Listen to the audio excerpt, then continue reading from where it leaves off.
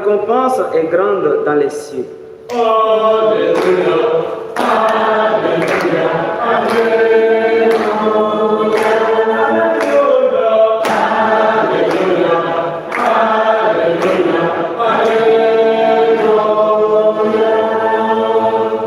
Le Seigneur soit avec vous. Et avec votre esprit. Évangile de Jésus-Christ selon saint Matthieu. Gloire à toi, Seigneur.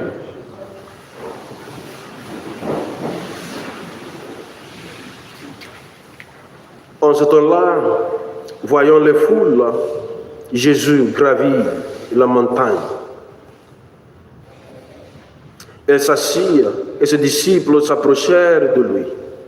Alors, ouvrant la bouche, il les enseignait et disait: Heureux les pauvres de cœur, car le royaume des cieux est à eux.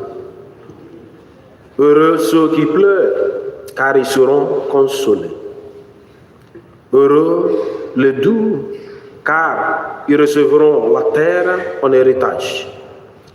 Heureux ceux qui ont faim et soif de la justice, car ils seront rassasiés. Heureux les miséricordieux, car ils obtiendront miséricorde. Heureux les cœurs purs, car ils verront Dieu. Heureux les artisans de paix, car ils seront appelés fils de Dieu. Heureux ceux qui sont persécutés pour la justice, car le royaume des cieux est à eux. Heureux êtes-vous si l'on vous insulte, si l'on vous persécute, et si l'on dit faussement toutes sortes de mal contre vous à cause de moi. Réjouissez-vous, soyez dans l'allégresse, car votre récompense est grande dans les cieux. C'est ainsi qu'on a persécuté les prophètes qui vous ont précédés.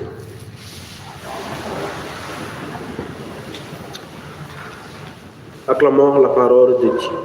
Louange à toi, Seigneur Jésus.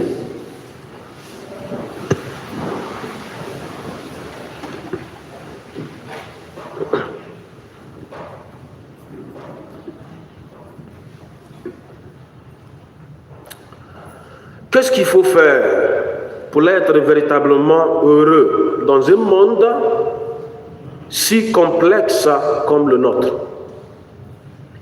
Chers frères et sœurs, pour répondre à de telles préoccupations, l'évangile de ce jour nous indique la voie des béatitudes.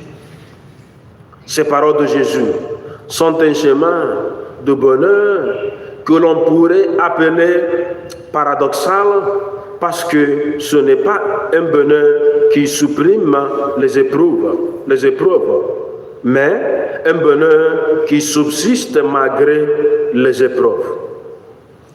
Frères et sœurs bien-aimés, si nous voulons la paix, ne préparons pas la guerre, mais soyons et restons des artisans de paix, quoi qu'il arrive. Demandons à notre Dieu de nous accorder des cœurs purs et miséricordieux afin que tous nos faits et gestes soignent les autres dans notre monde de détresse. Un monde malade de multiples formes de violence. Oui, mettons un peu plus de cœur dans nos paroles et nos gestes pour pacifier nos relations. C'est à ce prix que nous actualiserons le bonheur paradoxal, celui des béatitudes que Jésus promit. Heureux les cœurs purs, car ils verront Dieu. Heureux les miséricordieux, ils obtiendront miséricorde.